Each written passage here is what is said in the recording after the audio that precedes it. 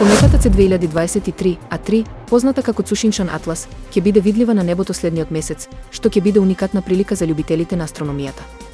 Оваа новооткриена комета, која поминува покрај Земјата, има потенцијал да блеска со сјај сличен на Венера, што ја прави една од најсветлите комети во северната полутопка во последните 100 години.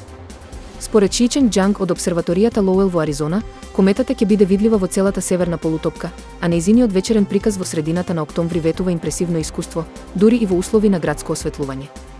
Кометата C2023 А3 првпат е забележана од кинеските астрономи во јануари 2023 година, а ова ќе биде првпат луѓето да ја видат.